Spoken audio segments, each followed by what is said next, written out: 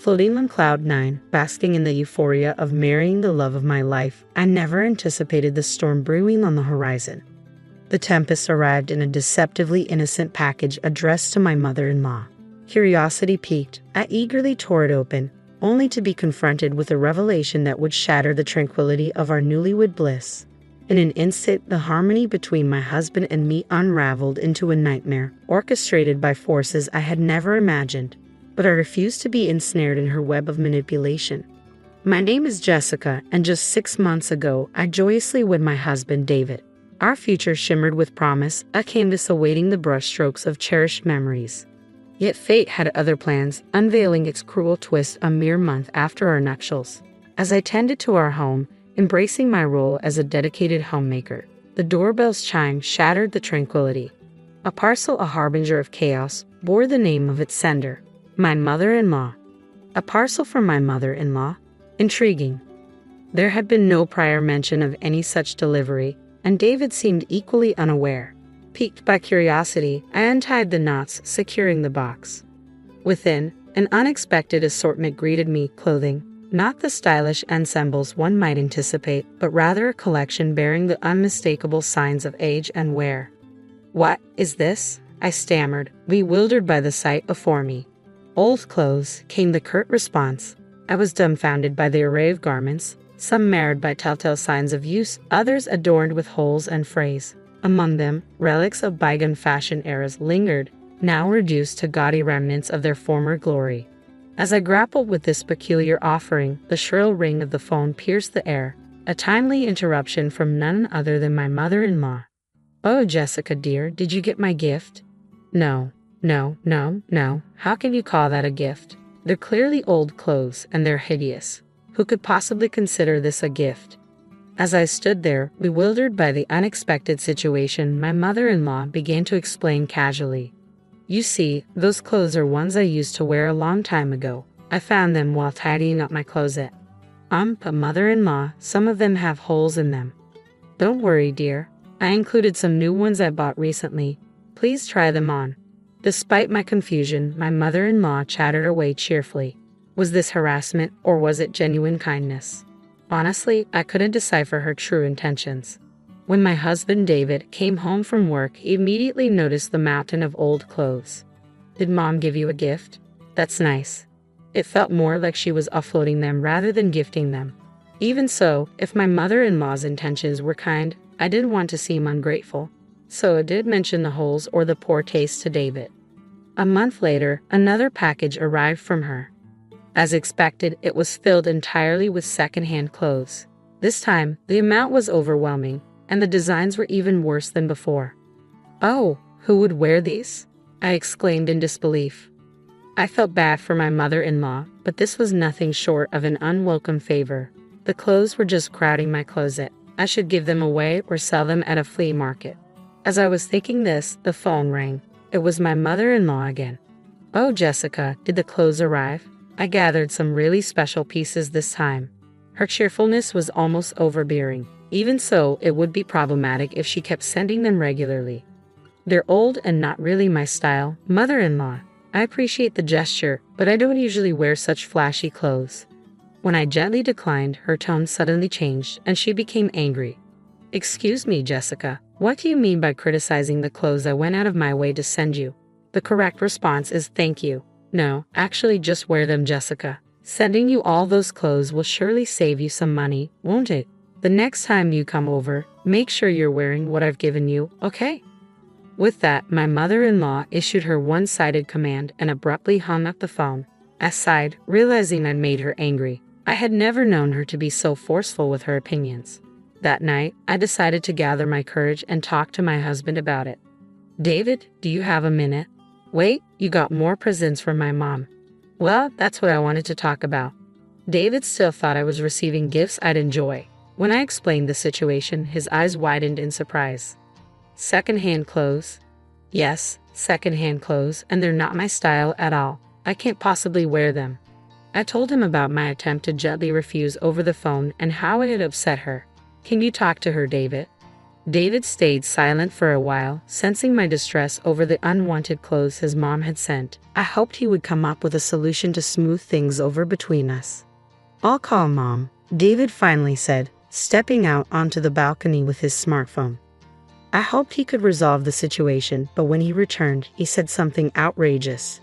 "Mom told me she was just trying to be nice by sending you clothes. You make it sound like it's a nuisance. You should be more grateful." I was baffled by David's words. "Hold on a minute. I told you right. I can't wear those clothes. They're not my style at all. Your mom said she used to wear them. Are you making fun of my mom's taste? That's not what I meant. Besides, some of the clothes even have holes in them. Are you saying I should wear those?" "Enough." Mom started crying when I told her you didn't like the clothes. "Please don't upset her anymore," David yelled. After yelling at me, David stormed off into his own room, slamming the door behind him. "Wait, what? Is it my fault?" I muttered, stunned. I never thought David would take his mom's side. Even if he didn't exactly support me, he could at least try to understand my feelings. I felt as if I had been betrayed by my husband. The following month, another package from my mother-in-law arrived. When I visited my in-laws' home and it was discovered that I wasn't wearing the clothes she had sent, she exploded. "I went to all this trouble to send them to you. Why aren't you wearing them?" she demanded. "Yeah, Mom went out of her way to send them to you." David joined in, siding with her against me. "No one really cares or notices what you're wearing. More importantly, it's absolutely the worst that you're wasting Mom's kindness like this," he added. It seemed David was completely on his mother's side. "Do you even understand how I feel being given tasteless old clothes, some even with holes, that are out of style?" I retorted. Everything felt absurd. All my efforts to maintain a good relationship with my mother-in-law and all my explanations to my husband seemed to be in vain, completely ignoring my feelings. David began treating me more like a housemaid than ever before. "What is this food? Are you skimping on it? You're lacking awareness as a wife. You're a full-time housewife, so you should do better. There are wrinkles in the laundry. My mother wouldn't make a mistake like this. Do it perfectly," he criticized. He was becoming incredibly picky. When I bought new clothes, he yelled, "Even though you wasted Mom's kindness, you're buying new clothes." I thought to myself, I don't know if I can continue this married life any longer. Then one day, David's company trip was confirmed. "Make sure you prepare for my company trip starting tomorrow," he instructed me. I, who have been feeling increasingly like a housemaid lately, naturally felt frustrated. However, upon reflection, this might be an opportunity for revenge. My mother-in-law continued to send me tasteless, worn-out clothes, ranging from men's to children's items, and even things I couldn't identify. Lately, she had even started sending me clothes so dirty, I questioned where she had found them. I retrieved the men's clothes from the pile and stuffed them into David's travel bag. This should do. David's company trip was scheduled for 2 nights and 3 days. During this time, I packed all the rags that had been sent from my mother-in-law into his suitcase. The next day, as soon as David departed for his trip, I began packing my belongings. Before leaving the house, I placed filled-out divorce papers on the table. Meanwhile, David, away on his company trip, found himself the subject of ridicule from his colleagues. "Hey, what's with these raggedy clothes, mate? Did you pick them up from a thrift store? Having a tiff with the missus, eh?" "Serves him right," his colleagues chuckled. That night, as expected, David called me. "Hey, what's the deal with the contents of the suitcase?" he demanded, his fury palpable even over the phone. I struggled to contain my laughter as I questioned David. "Is there an issue with your suitcase?" "What do you mean, an issue? Why are there these shabby clothes in here? Are you out of your mind, making your husband wear these? You think I'm crazy?" I replied calmly. "David, remember what you said, huh? Those clothes were sent as a gesture of goodwill by your mom. It'd be pretty odd for a son to waste such goodwill, don't you think?" Evidently, David hadn't realized the clothes I packed were from his mother. At my revelation, he stumbled over his words, caught off guard. "Hey, are you listening? Those clothes were sent by your mom. Since you were all for blaming me alongside her, you'll be wearing them without complaint, right?" I challenged. "Well, that's..." David was utterly flustered. I told him outright, "Do you understand now? Are you finally getting a feel for what I've been going through?" I left the divorce papers at home. "Divorce, I'll leave the rest to you." And with that, I hung up, leaving things unsaid. David bombarded me with calls and emails, all of which I ignored. Eventually, I returned to my parents' house. A few days later, my mother-in-law called me. "You listen here. You can't get divorced without my approval. If you don't listen, I'll hire a lawyer and sue you for emotional distress," she threatened. I responded calmly, "Feel free to do so." A week later, my mother-in-law instructed me to meet at a coffee shop for a meeting with a lawyer. I arrived at the specified location to find my mother-in-law, husband, and someone who appeared to be a lawyer waiting for me. "What's this? I've already decided on the divorce, so there's nothing to discuss now," I stated firmly. My mother-in-law's expression turned hostile as she snapped, "Don't mess around. After all we've done for you, we won't allow a selfish divorce." "Exactly," my husband chimed in, echoing my mother-in-law's sentiments. "I've become a laughingstock at work because of the clothes you made me wear. Now everyone at the office is laughing at me." "A laughingstock?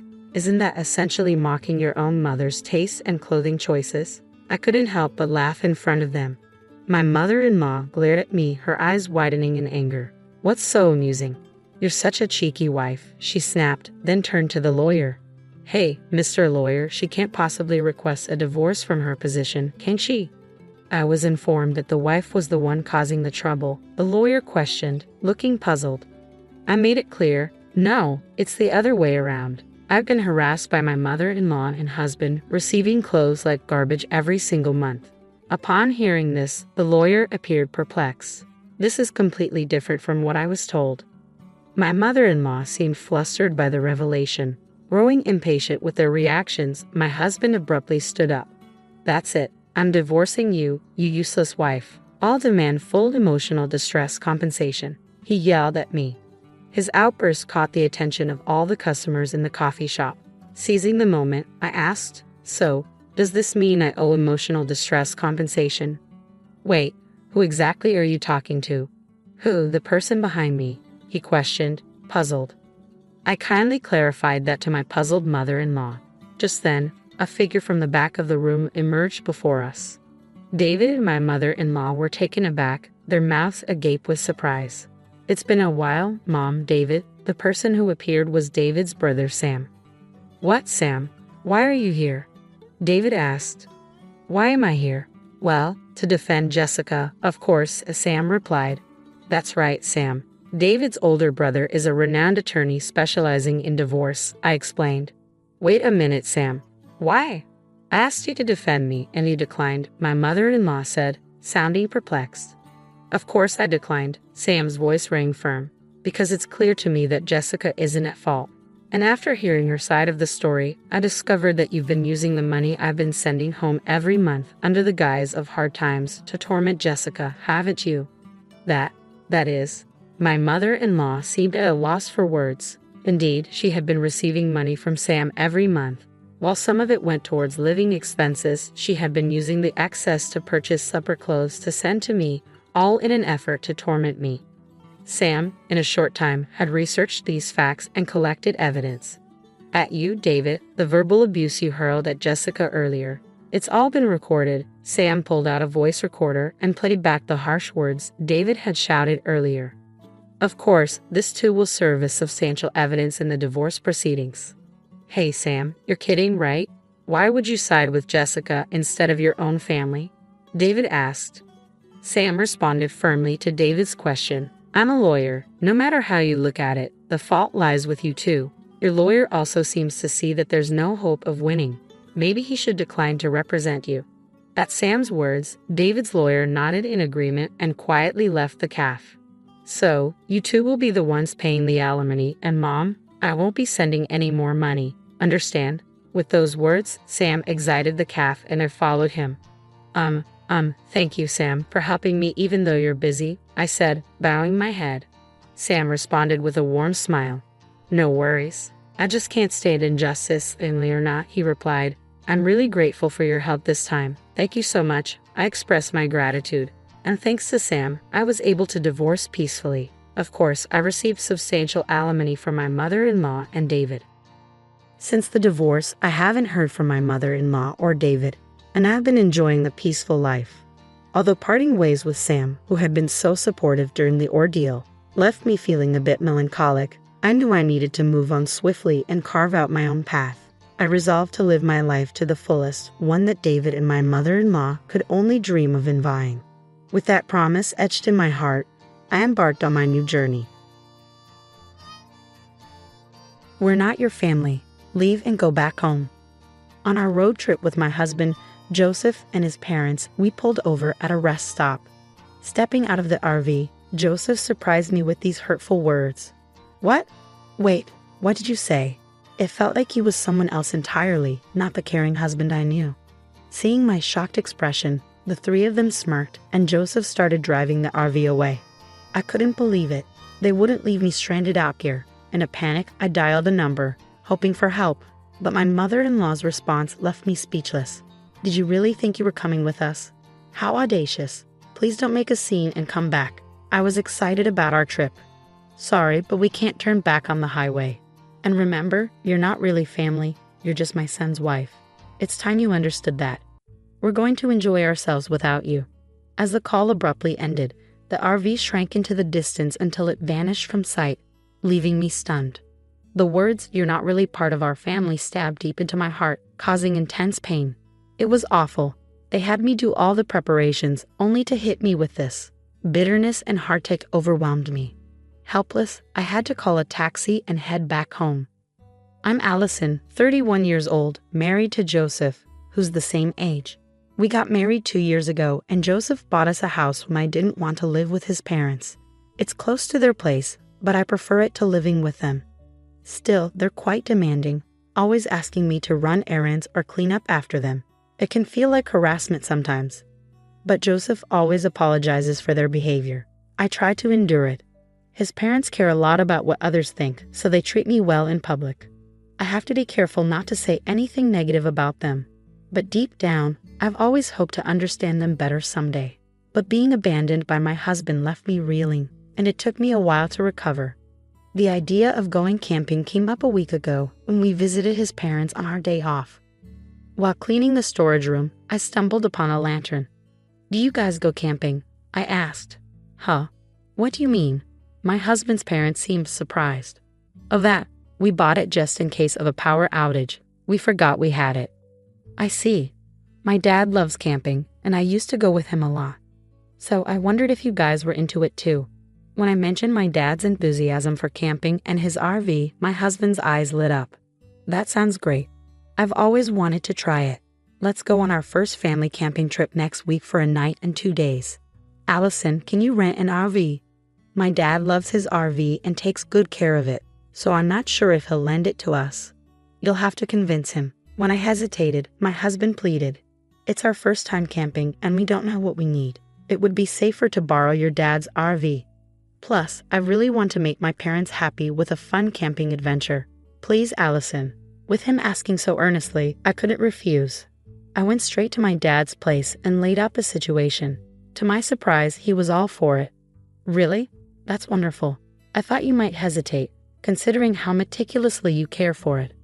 But if it's for you, Allison, I'm more than happy to lend it, and it warms my heart to see you trying to please Joseph's parents. Here, take this whole camping gear set so you can enjoy your first trip. These items are beginner-friendly, perfect for you." My dad carefully selected gear and explained everything. It meant a lot to me to see how much he cared. I felt a surge of happiness. Maybe this camping trip could help me bond with my in-laws after all. "Okay, I'll get everything ready," I promised. I booked a campground with power access and a nearby hot spring. When I shared the news with my husband and in-laws, they were thrilled. "We're so lucky to have you, Allison. I can't wait," exclaimed my husband. "I'm glad to see you're excited," his parents chimed in. On the day of the trip, I hopped into the RV with my husband, bubbling with anticipation. We hit the highway, heading for the campground. My heart raced with excitement, but as we drove, my mother-in-law began making demands again. "Joseph, I'm thirsty. Can we stop at the interchange?" "Mom, I brought drinks. You can choose one from here," my husband replied. None of them satisfied her. "As my daughter-in-law, you should know what I like," she scolded. I'm sorry," I muttered. Stepping out of the car at the interchange to buy her a Diet pepper, as she requested, I was stunned when my husband spoke in a cold, unfamiliar tone. "Allison, you're not part of our family. Go home now." "Excuse me, what?" What's gotten into you? He seemed like a completely different person. He wasn't the Joseph I knew, the one who usually cared for me. Shocked and bewildered by his words, I watched as they laughed and the RV pulled away, abandoning me in the middle of nowhere. Was this some twisted joke? Panic rising, I made a call, only to be met with a shocking response from my mother-in-law. You really thought you could join us? How bold of you. Remember, you're not part of our family. Bye, we're going to have a great time without you. Stunned, I stood there, staring at the phone after the call abruptly ended. How could they? They had me do all the preparations only to leave me behind. What was Joseph thinking? Bitterness and sadness flooded over me, but I couldn't confront them. Instead, I called a taxi and went home. The next day, my husband and in-laws returned from their camping trip, chatting excitedly about their adventures. Not once did they apologize for leaving me behind. When I questioned them about it, their response was astonishing. I stood up for you, Allison, and they treated you so unfairly. It's ridiculous. We're not letting this go. I refuse to let them get away with it. We're going to get even. How? I've got a plan up my sleeve, and I know just the perfect spot for camping. Listen closely, my amazing dad. It's foolproof. With my father's words echoing in my mind, I returned to my in-laws' home, where my husband and his parents were still buzzing with excitement from yesterday's trip. It was the perfect opportunity to set them up. I put on a gentle smile, hiding my true feelings, and addressed them in a calm tone. I found an even more incredible spot than yesterday's. The autumn leaves are stunning right now. Why not go all out with a proper camping trip instead of staying in the RV? We could set up a tent, have a barbecue, and soak in the scenery. At night, the sky is filled with stars. Really? Where's this spot? It's a secret place I want to keep just for us. Can I come along as your wife?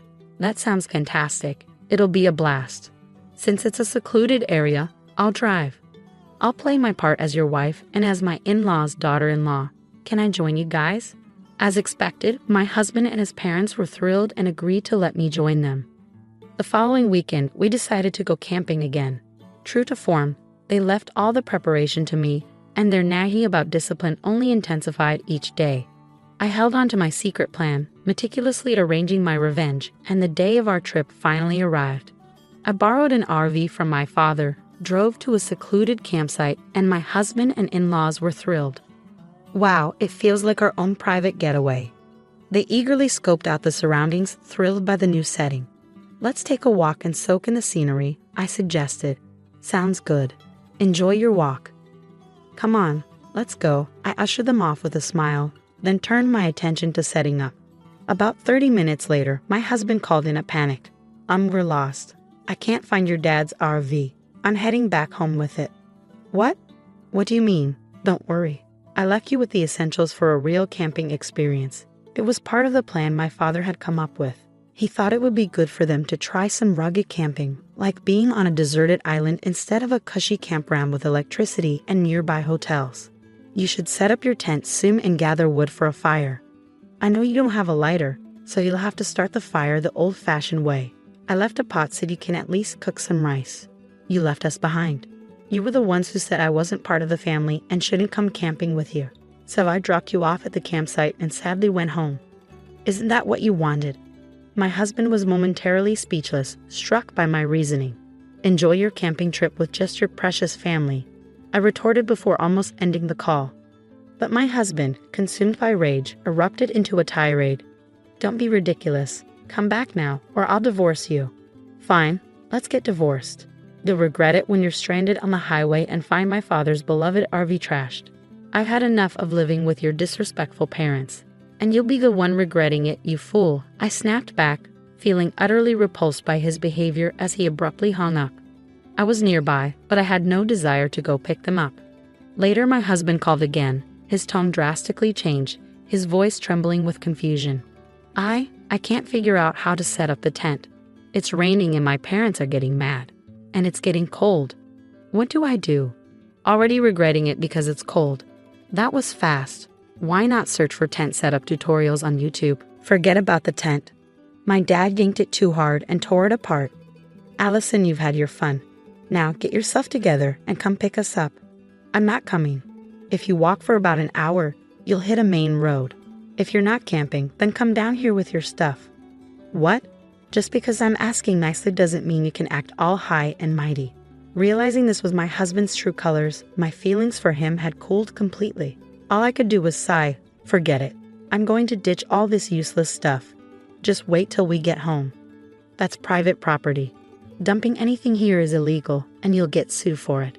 There's a sign clearly saying no littering. I don't care. My husband's tone was firm, showing doubt about my seriousness regarding divorce. I had to make him see reality. After the divorce, I'll be seeking compensation for the emotional distress caused by all the harassment you've put me through. What? Divorce? Is this? I'm serious. Our conversation from the time I was abandoned on the highway is recorded on my dad's RV dashcam. So you can't deny it. And I've recorded the conversations of your harassment afterward too. Let's calm down. We don't have any savings because we've been paying the mortgage. If you leave, I won't have anyone to cook and clean, which will be a problem. Think before you speak. I'm not your maid. If you refuse the divorce, I'll take it to court. It'll become a big issue, and everyone in the family will know. My husband, always mindful of others' opinions, fell silent. I could hear his parents fussing in the background, but it no longer mattered to me. After that, my husband tried to start a sentence with a "you know," but the call abruptly ended. Soon after, my in-laws began bombarding me with calls, but I ignored them all. Eventually, the calls ceased, likely because their phones ran out of battery. My father's revenge plan had worked like a charm. On my way home, I swung by to pick up the divorce papers, filled them out, and left them on the table before heading back to my childhood home, where my caring father lived. Interestingly, it took my husband and in-laws 3 hours to descend the mountain, a journey that usually only took one. You should have used Google Maps instead of bothering me with calls. How foolish. My husband, driven by desperation to make me stay, stormed into my parents' house, his fury palpable. "Allison, come out here now. I'll show you what happens when you defy me. If you've got something to say it to my father. He's pretty steamed, so watch out." My burly and imposing father confronted my husband at the door, giving him a piece of his mind and putting him in his place. Additionally, they left their tent and camping gear in the mountains, resulting in a lawsuit for illegal dumping filed by the mountain's owner. The one who filed the lawsuit was my father, who had inherited the land from my grandfather. With numerous cases of trespassing and dumping occurring, security cameras were installed, revealing the culprits responsible for the mess. Now, we wait to see what consequences they'll face. After finalizing the divorce, I demanded and received $1 million each from my husband and in-laws for the emotional distress they caused me. Struggling to keep up with their mortgage, my husband's house was foreclosed, and he now resides with his parents in their rundown home, living a modest life as a family of 3. But, as they say, there's no point crying over spilled milk. I returned to my former job before marriage, regaining a lifestyle that suits me. Next month, I'm planning a camping trip with my parents, and I'm certain it'll be an enjoyable experience. My name is Luda Okojima. I'm 29 and work for a big international company. I grew up in the United States until I was 18. My dad is Japanese and my mom is white. He's the boss at the company where I work. I learned 5 languages when I was very young, thanks to tutoring.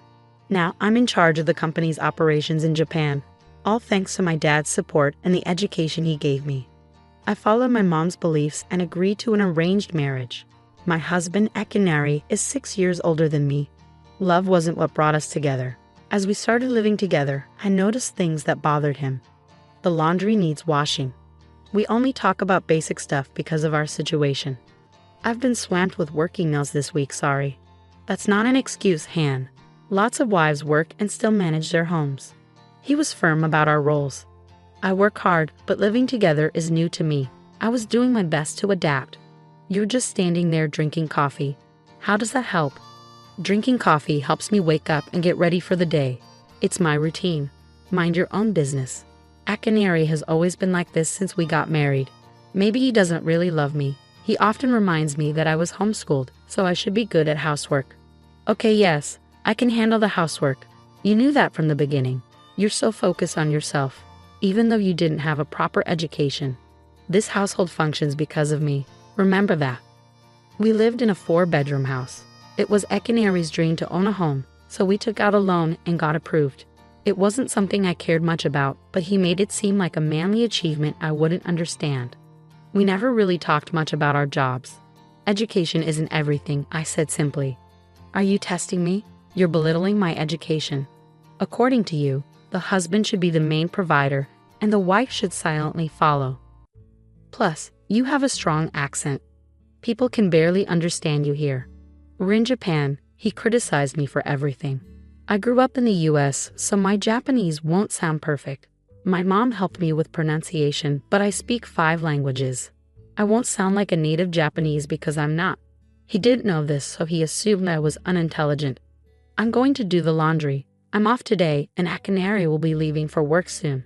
He's a big germaphobe and always tells me you must bleach the toilet seat after every use. He washed me closely to ensure I cleaned everything after each use. When we moved in together, I used to wear shoes indoors, which is normal in America.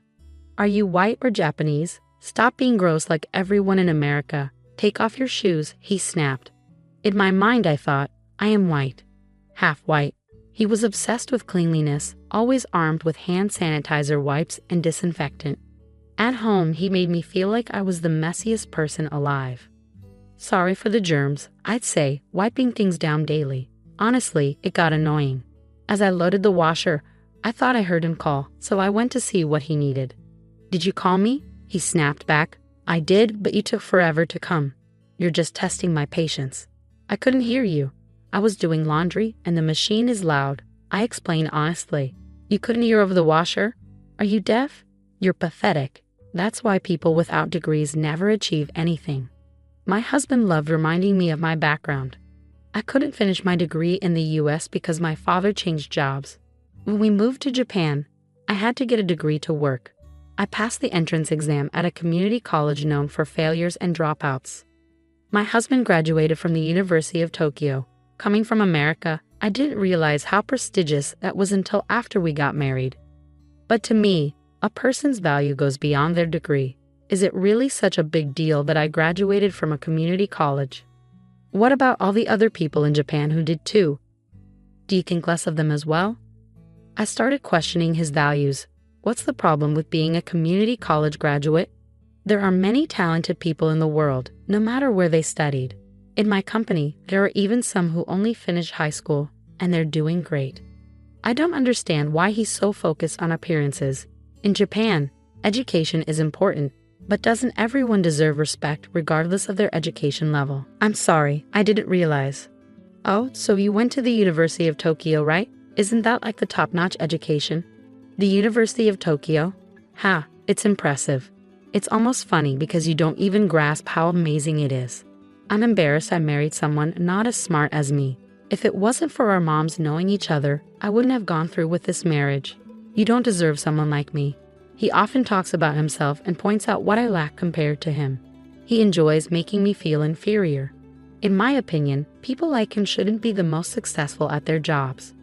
But strangely, his education seemed enough for him to succeed, even though I couldn't relate. I said, I get it.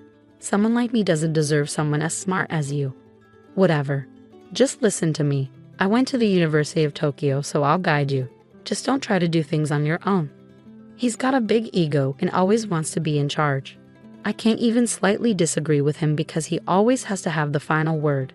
Okay, time to head to work. Akinari grabbed his suitcase, leaving his coffee half finished, and dashed out the door. I glanced at the table and started tidying up. Isn't this table clean enough? I muttered to myself. 3 hours after he left for work, I got a call. Hello? What? With a subcontractor? Got it. I'll be there ASAP. My company informed me about a mistake found in an order with one of the subcontractors I oversee. They failed to deliver the materials we needed on time for our next project, which would now be delayed. To make matters worse, the materials are coming from overseas, adding extra time and cost. It was supposed to be my day off, but work couldn't wait. When I arrived, everyone was busy, and I immediately met with the team to assess the situation. I reviewed invoices and prioritized materials for the building starting construction soon.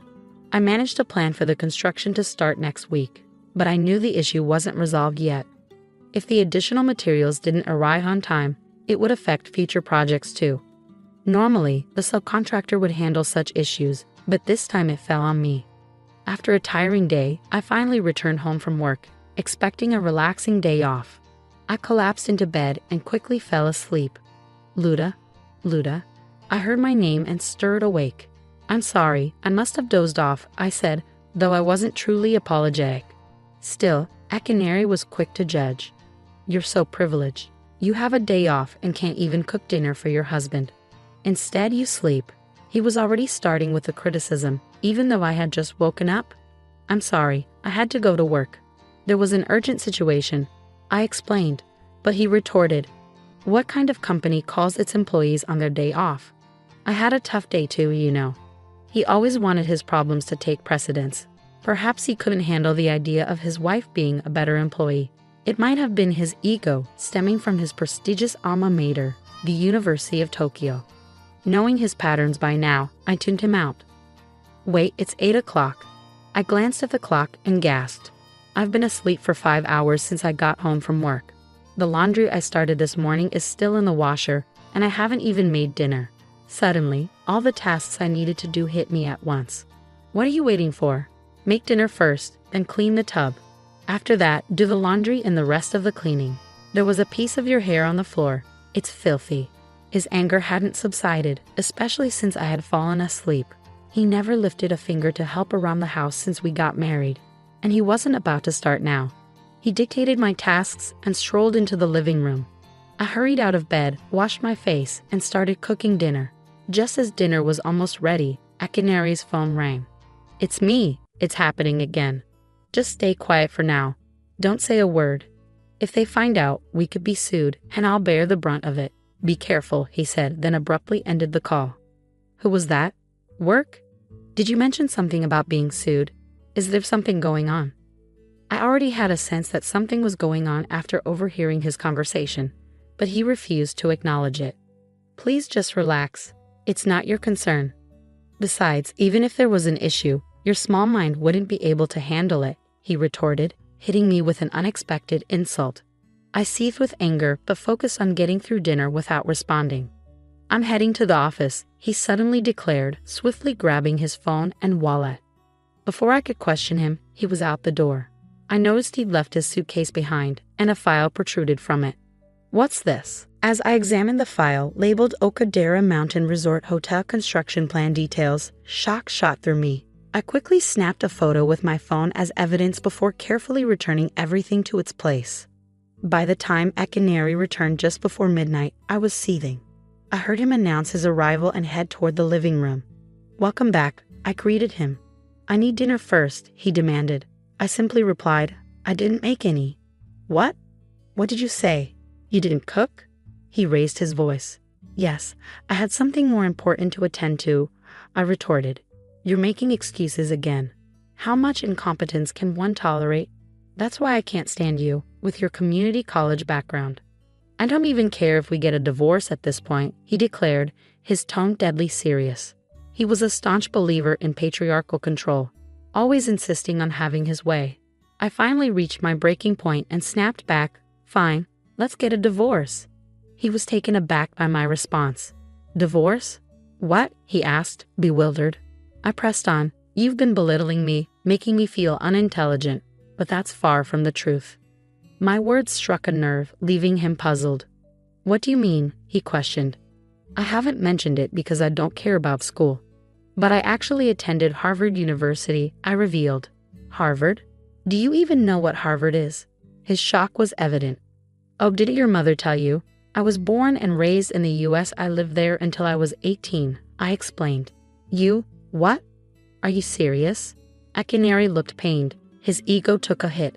He had been proud of his degree from Japan's top university, but this revelation reminded him of even more prestigious institutions. You're joking. There's no way I believe that, he scoffed, growing disrespectful. Are you feeling offended? You seem to resort to inappropriate remarks when you're caught off guard. I guess the University of Tokyo isn't as prestigious as you thought, I said, surprised by my own assertiveness. My feelings aren't hurt. I just need proof. Show me the evidence, he insisted, needing tangible proof to believe my claim. So I showed him a photo from my freshman year orientation. Can you read English? The sign clearly says Harvard Unit. I pointed out.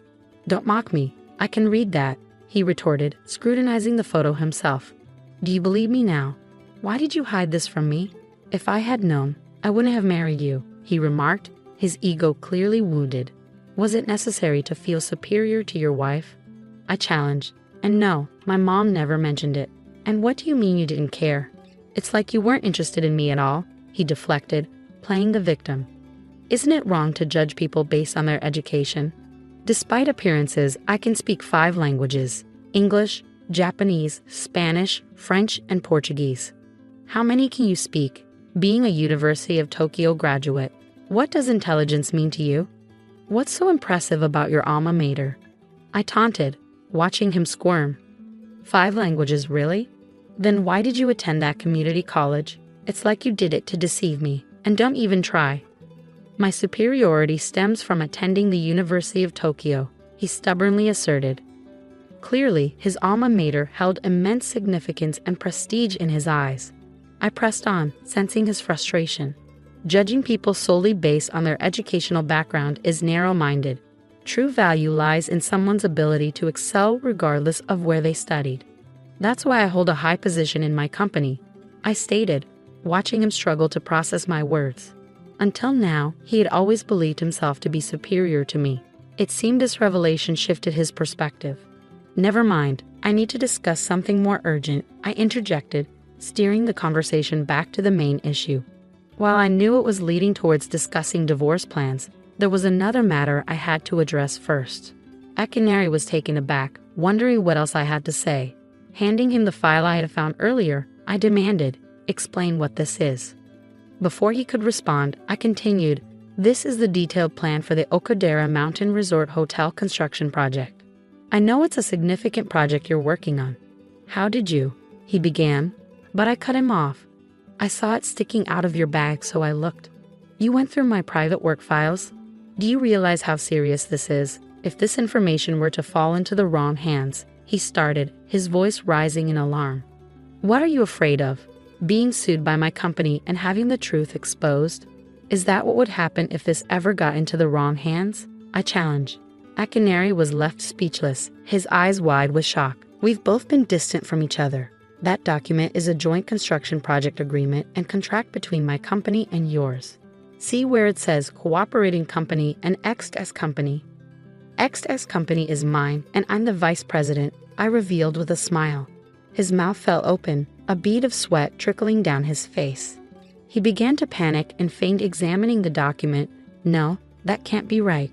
It must be a mistake from my assistant in the material order or something. Are you making excuses now?" "I didn't even mention the material order. We were investigating why we lost contact with your company and realized there was an error in the order. We plan to confirm it later, but your admission just confirmed it," I countered. He covered his mouth, perhaps trying to stop himself from saying more. "It's too late now," he interjected sharply, "and based on what I heard on the phone, it seems you're the one responsible for this mess. You can't even manage to place orders correctly or handle the construction schedule.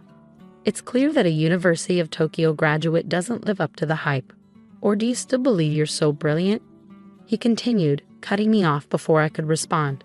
"Why does my wife's company have to outshine mine? How is this even possible? This is absurd. I'm intelligent and capable because of my University of Tokyo degree. You know it," he lamented to himself. In response, I calmly stated, "Well, I've never considered you particularly bright." "Oh, please." The sight of his expression makes me nauseous. "As the vice president and head of this project, I'm halting all transactions with your company and seeking damages for this project. Additionally, I'll be filing for divorce." I informed him of the 3 actions I intended to take. "Please, anything but that," my usually disrespectful husband begged, his palms pressed together.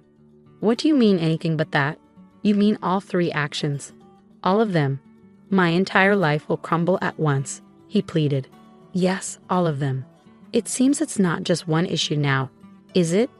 I couldn't help but chuckle at his incompetence.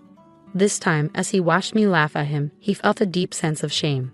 I no longer wish to be associated with such incompetence, whether as a couple or a company. "It's time to let go and preserve what dignity you have left," I advised him. At that moment, he seemed to realize he had run out of options. Desperately, he clung to my leg, perhaps in a last-ditch effort to save himself. "Please don't leave me. Don't leave me," the once confident man now sounded desperate, resembling a child being punished by being kicked out of his parents' home. Ignoring his pleas, I made a phone call instead. "Hi, President. I'll explain the details later, but I've identified the person responsible for the project mishap. Yes, I'll ensure damages are claimed properly. Okay, bye." After hanging up, he slowly released my leg and stared at the floor. Exhausted, I decided to head to bed without a word, leaving him behind. The next morning, my husband was nowhere to be found. Before heading to work, I stopped by the courthouse to obtain divorce paperwork, which I kept in my purse. I planned to have him sign the papers after work. Upon arriving at the office, I encountered a commotion at the entrance. Akinari was amidst a group of men, engaged in a heated dispute. "I'm terribly sorry," the president apologized upon seeing me approach. "They've been causing a disturbance for the past 30 minutes, so I decided to call the police." Shortly after, the police arrived and intervened. Amidst the chaos, I couldn't make out what was being said. After giving them a stern warning, the police dispersed the group and they left. That evening, Akinari returned home with a defeated air about him. Without a word, he silently signed the papers I presented. "Never subject yourself to such humiliation again," I admonished, but he seemed to be lost in his own world, broken and detached. Ensuring he completed all the paperwork correctly, I gathered my belongings and left without another word, opting to stay in a hotel until I found a new place. The following day, I filed the necessary paperwork to finalize the divorce. Our marriage had lacked love from the start, so I felt neither sadness nor stress over its dissolution. Life continued as usual, and 2 weeks later, I learned that my ex-husband's company had declared bankruptcy. Despite paying the damages to my company, they couldn't sustain future projects due to financial constraints. Consequently, my ex-husband, the project leader, faced legal action from the company, as my boss informed me. Ironically, my ex-husband's emphasis on education as a measure of competence had backfired. His downfall underscored the truth that academic credentials alone don't guarantee success. While Japan values higher education, once in a company, everyone is on equal footing. Success depends on resourcefulness and intentions, not just academic prowess. With this realization, I reaffirmed my belief that a person's educational background isn't paramount. Instead, dedication and determination are what truly matter. Armed with this perspective, I vowed to continue my journey with unwavering dedication, confident that success would follow. My name is Michelle, and I work in an office. I'm 31 years old, and my husband John is 33. We actually met through a friend's introduction, and now we've been married for 2 years. When I was growing up, I was pretty sheltered, being an only child. I went to a regular public school until middle school, but then I switched to an all-girls private school until college. You know how it is with all-girls schools. There's a lot of admiration among friends, but I never really thought about dating guys seriously. Sure, I went out with a couple of guys in my early 20s, but nothing really clicked for marriage. I always figured I'd meet someone eventually, but time flew by, and suddenly I was in my 30s. My parents started getting worried, especially my dad. He started suggesting I meet some guys he found on matchmaking websites, and one of those guys turned out to be John, my husband now. After we met a few times, John told me he had feelings for me. He's a really kind person who respects his parents a lot. I'm the same way, so I felt like we shared important values. That's why I decided to marry him. Our wedding was organized pretty quickly, and our families and friends were all there to support us. I was thrilled and hoped that our happiness would last forever. But not long after we got married, John's dad got sick and passed away. John started spending a lot of time taking care of his mom, which is totally understandable. He's always visiting her and even goes on trips with her. While he still cares about me, it sometimes feels like his mom comes first in everything. It's a bit frustrating, but other than that, things are okay. I guess this is just how marriage is, so I've learned to accept it and make compromises. Lately, I've been finding a lot of happiness in entering sweepstakes and winning prizes. It's been mostly little things like makeup and snacks. But then I hit the jackpot, a pair of tickets to Miami. I couldn't believe it when I got the call. It was the first time I ever won something so big. But then came the tough part, deciding who to take. John had just gone on a trip with his mom, and he usually pays for his own travels. So I thought, why not give this amazing opportunity to my parents? I hurried over to their house and shared the news. Guess what? I won a trip to Miami. Why don't you two go? My mom was ecstatic, saying it had been ages since they'd gone on a trip abroad. However, my dad didn't seem as excited about the trip. I've got work commitments, Michelle, he explained. But you still have some paid leave left, don't you? I countered. True, but this is a busy season for our industry, especially for me as the department head. Taking time off isn't easy. My mom then suggested, Michelle, if you can manage to get leave, why don't you and I go? I thought about it and agreed. You're right, Mom. It's too good of an opportunity to miss. Since my dad couldn't make it, I decided to ask my boss for time off the next day. Thankfully, work was slow, and I got permission without any trouble. After work, I swung by a bookstore at the station to pick up a guidebook on Miami, filled with excitement for the trip. As I neared home, I noticed the lights were already on. John must have gotten back home already, I realized. I better hurry up with dinner, I thought to myself. As I opened the door, instead of John's shoes, I spotted a pair of women's shoes I recognized. Michelle, what's the meaning of leaving the house empty at this hour? Scolded my mother-in-law. Oh, I didn't know you were here, I responded. It doesn't matter if I'm here or not. It's time for John to be home, and you should be preparing dinner and getting things ready for him, she lectured. Living nearby, she has a spare key, courtesy of John. I understand she feels lonely since her husband passed away, but her unexpected visits and presumptions of entitlement don't sit well with me. Plus, she holds onto old-fashioned beliefs about a wife's role, and she's not a fan of me working. Every time we cross paths, she finds something to criticize or make snide remarks about, which makes it difficult for me to warm up to her. Why the long face and the detour instead of coming straight home? She continued, You're such a useless wife. Let me see what you bought, my mother-in-law demanded. Please stop, I objected, but she ignored me and grabbed the bag containing the guidebook. What's all this? What do you plan to do in Miami? How extravagant, she exclaimed. No, it's a prize I won. I'm giving it as a gift to my parents, I explained. Well, nobody told me about this, she retorted. Just as we were arguing, John walked in. I'm back. What's going on? He asked. Welcome home, John. Michelle won a trip to Miami, my mother-in-law informed him. How thoughtless of you to give it to Michelle's parents without discussing it first. I would have loved to go, John said. I didn't know about the trip to Miami either. I was thinking of giving it to my parents, I responded. How many people can go on this trip? John inquired. It's for 2 people, I replied. You should have told me beforehand. I would have loved to go too. Why are you making decisions on your own? John questioned. I thought about going with just the 2 of us. But this time, I wanted to give it to my parents, I explained. You're mistaken. This time Mom and I are going, and you're staying home, John declared firmly, cutting off my protests. No way. I won this. I'm going to give it as a gift to my parents, I insisted. We can plan something else another time, right? Mom really wants to go, so please try to understand, I pleaded. What are you even saying? You just went on a trip with your mom not long ago. Why can't I use my own money to go on a trip? Anyway, this time Mom and I are going. If you don't like it, we can get a divorce, John declared, dropping the word like a bombshell. The mention of divorce from my husband, used as a threat, made me feel a sudden wave of detachment towards him. Fine, do as you please, I responded, deciding to step back. My husband and mother-in-law, oblivious to my internal turmoil, seemed pleased with themselves. You should have been more understanding from the start, they chided. Ignoring their smug remarks, I began to consider my next steps to address the situation. The following day, I sought counsel from my parents, sharing the ordeal with them.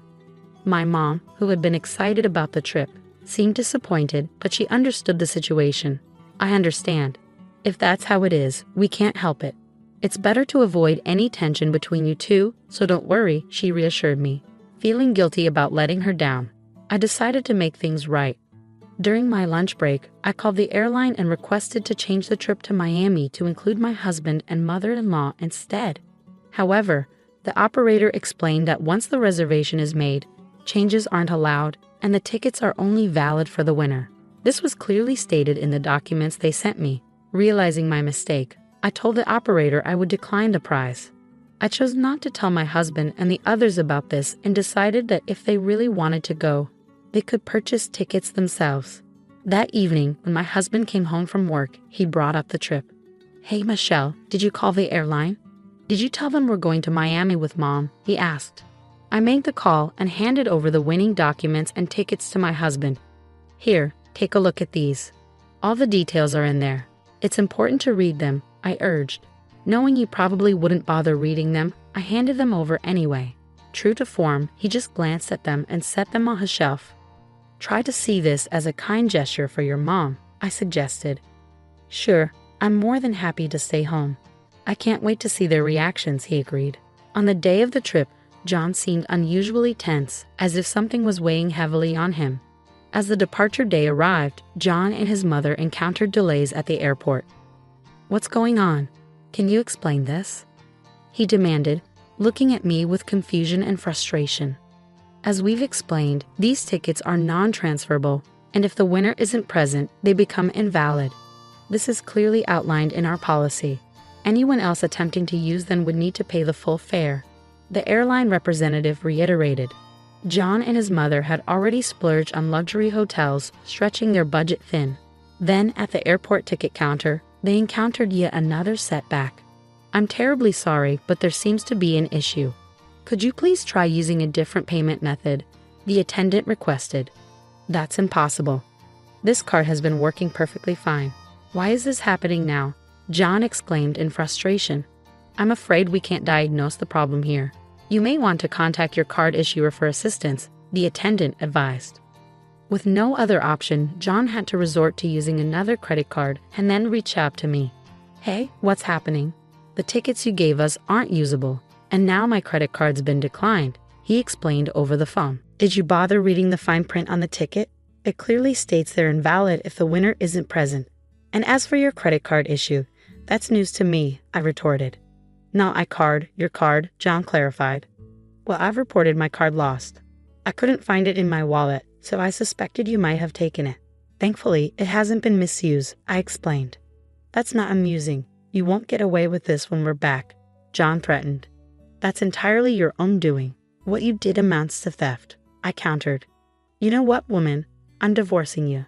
Get out," John declared angrily. Fine. Just as I expected you'd say. As you wish. I'll agree to the divorce," I replied calmly. Truth be told, I had already planned to leave for my parents' house before John told me to go. I had already packed my bags, using the paid leave I had taken for this trip. As I left the house, I made sure to take the passbook and seal so he couldn't access our savings. I also informed the neighbors that we would be getting divorced.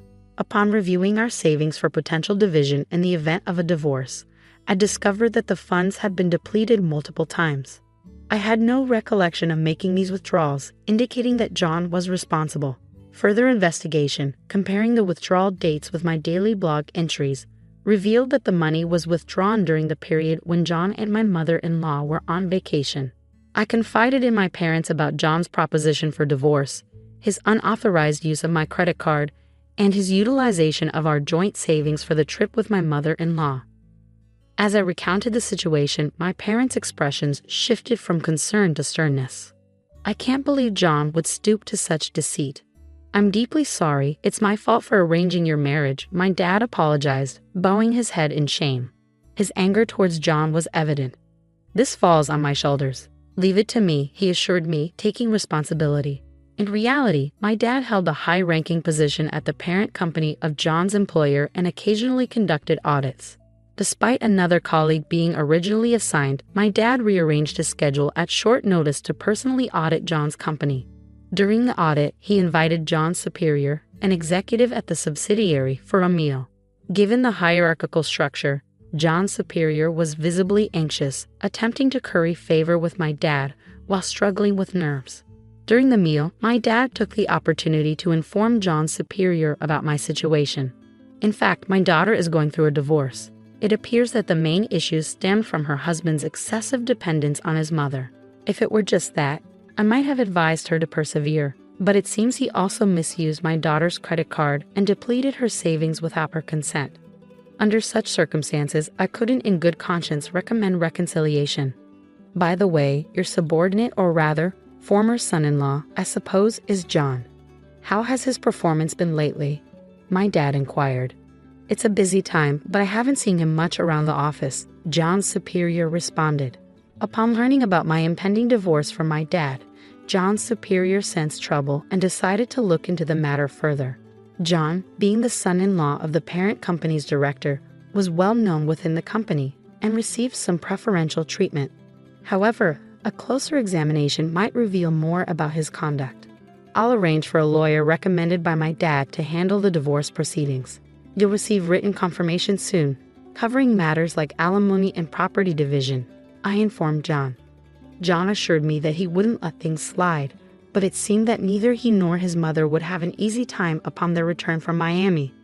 Sometime after John and my mother-in-law returned from their trip to Miami, John paid a visit to my parents' house. Michelle, what's this certified mail about? I'm strapped for cash. I can't afford to pay any alimony, and this property division, it's just a marital spat. There's no need to take it this far. I've apologized, so please come back, John pleaded. What are you saying? Have you even read the contents of the certified mail? Your mother's constant mental abuse, not to mention depleting our savings and attempting to use my credit card without permission. There's no way we can reconcile, right? I countered. Please, don't say that. Since you left, it's been difficult for both Mom and me. Have you been receiving icy stares from the neighbors, or have there been issues at work? John inquired, his demeanor stiffening. I suppose I hit the nail on the head, I remarked. How did you? Well, who knows? What do you think the reason might be? If you reflect on your actions, you might understand, I replied. I can't reconcile with you, and you'll have to face the consequences. Prepare yourself. Also, please communicate through the attorney from now on. If you persist in lingering, I'll involve the security company, John warned sternly. When I mentioned involving the security company, John finally relented and left with a heavy heart. In truth, everything John had come pleading about was orchestrated by my father and me. Before returning to my parents' home, I went to our neighbors and spun a tale about being kicked out by my husband and mother-in-law after they stole the plane tickets I had won in a lottery. Drawing from my past experience in the drama club during my student years, my performance was remarkably convincing. Since my husband and mother-in-law returned from their Miami trip, rumors and gossip have swirled around them in the neighborhood. My mother-in-law was mortified to learn from a local busybody that she was being shunned because of rumors like, "You took your daughter-in-law's winning travel tickets and threw her out, didn't you?" But now, it's your turn to hear the full story. Following this incident, my father initiated an investigation at my husband's workplace. It was discovered that my husband, who happened to be the son-in-law of a department head in the parent company, had been abusing his position. He frequently took time off during busy periods to travel with his mother-in-law, habitually arrived late or left early, and was even found to be embezzling company funds. Given the severity of his actions, he was promptly dismissed from his job. The company then issued a statement to all its employees, declaring an end to the preferential treatment previously extended to family members of senior staff. Thanks to the lawyer my father hired, my divorce proceedings unfolded smoothly, and I finally obtained my official single status. The savings my husband had depleted were divided evenly based on their original amounts before his spending spree, and I received fair compensation. My detailed blog entries served as evidence of his emotional abuse, validating my experiences.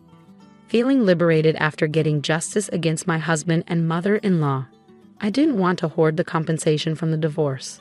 Instead, I decided to indulge and treat myself. Coordinating with my father's company holiday, I planned a vacation, seizing the opportunity to embark on the overseas trip I had previously missed out on. Initially undecided on our destination, we eventually settled on Miami, taking into account my mother's preferences. Together with my parents, we meticulously planned our itinerary, anticipating days filled with exploring crystal-clear seas, vibrant coral reefs, indulging in shopping, and relishing our long-overdue family vacation. Recognizing the sorrow I had caused my parents through my divorce, I was determined to make amends and create lasting memories with them. While thoughts of remarriage were far from my mind at the moment, I remained open to the possibility of finding genuine companionship in the future. Uncertain about what lies ahead, I focused on the excitement of our upcoming trip with my parents, cherishing the present happiness and looking forward to